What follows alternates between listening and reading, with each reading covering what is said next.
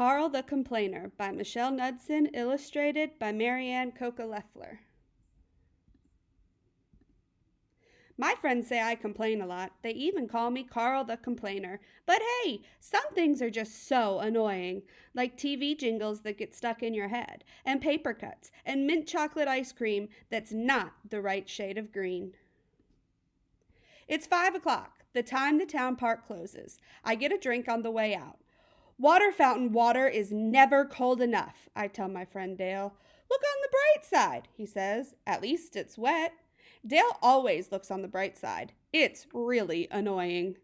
5 p.m. is way too early for the park to close, I complain for about the millionth time. Dale rolls his eyes. If it really bothers you, maybe you should try to do something about it, instead of just complaining all the time. We turn down Dale Street. At least we've got a town park, he goes. Look. I know, I say, laughing. Look on the bright side. Dale starts laughing. Keep it down out there, Dale's next-door neighbor yells. Sorry, Mr. Henry, we both call out. We go into Dale's house. I show Dale a cool website, but an ad pops up. Then 4 more. Pop-ups are so annoying, I complain. I start clicking them all closed. Wait, says Dale. There's a petition to save power, friends. I want to sign it. I love that show. Why bother? I say. The best shows always get canceled. It's so annoying. That's what the petition is about, Dale explains. If the network sees that lots of kids like the show, they might keep it on. Can anyone start a petition? Dale shrugs. Sure, I guess. Why? Maybe we should start one, I say. A petition to keep the park open later. Great idea, Dale says. But how do we do it? We look at each other. We don't have a clue. There's always the internet, says Dale. A few clicks later, we find a how-to site about petitions. Dale points to number 6. Who decides about the park's hours? I don't know, I tell him. So we go to the park and check out the sign. Hanford Town Council, I read. What's that? A woman hears me and turns around. It's a group of people who decide things for the town, she says. We tell her about our petition, and she tells us that we have to talk at a council meeting. There's one next week, she adds. Dale and I write up the petition and make copies. Then we get our friends together and tell them about our plan.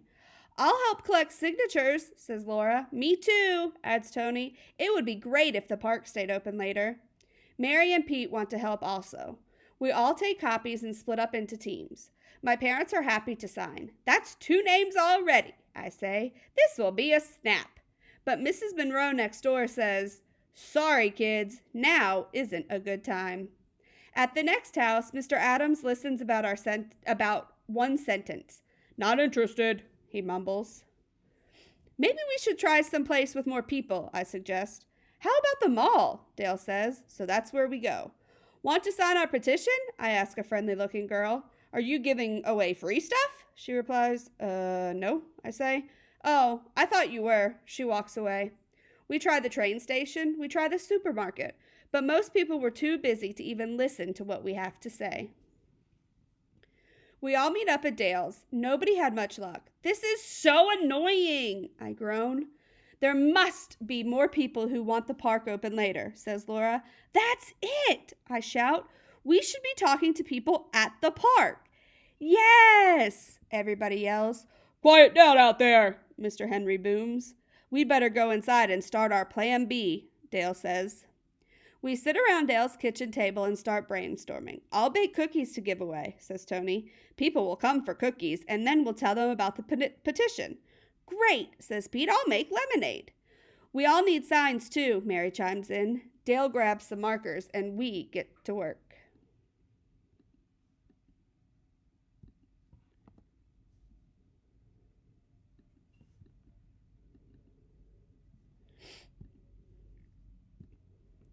We set up in the park early Saturday morning. The signs look great. Lots of people stop at the tables. They eat cookies, they drink lemonade, and most of them sign the petition. By 6 o'clock, we have 99 signatures. If we could just get one more, we'd have an even 100, I say. Who haven't we asked? There's always Mr. Henry, says Dale, but good thinking. Let's go. but, Dale repeats. I lead the way to Mr. Henry's house. No one wants to ring the doorbell. You should do it, Dale, says Tony. It was your idea. Dale gulps and presses the bell. Mr. Henry opens the door.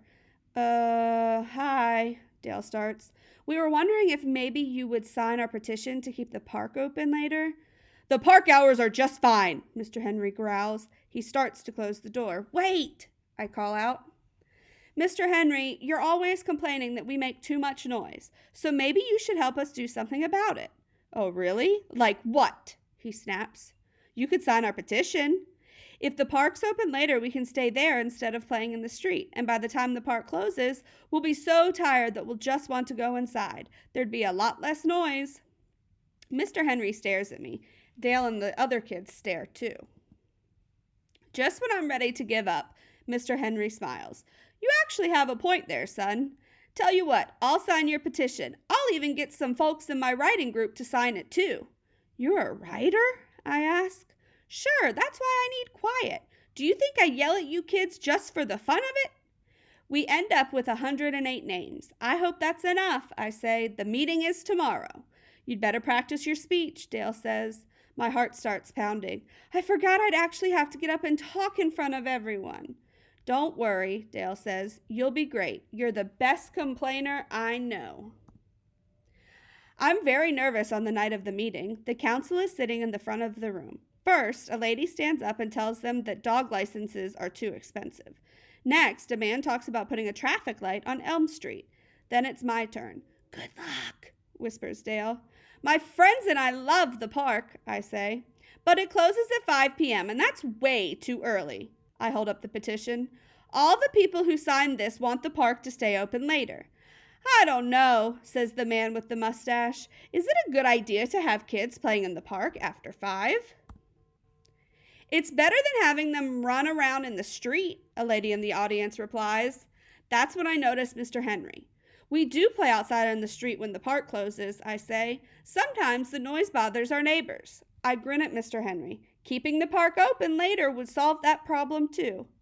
Mr. Henry smiles, but the council members are still arguing. What if they say no? It's time for the vote. I hold my breath. All in favor of keeping the park open until sundown? Asks the lady with glasses. One by one, the council members raise their hands. I can hardly believe it. Our petition worked. Everyone claps and cheers.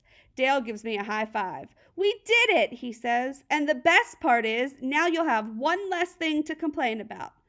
Was my complaining really that bad? I ask. Yep, Dale laughs. It was. I know, I say with a grin.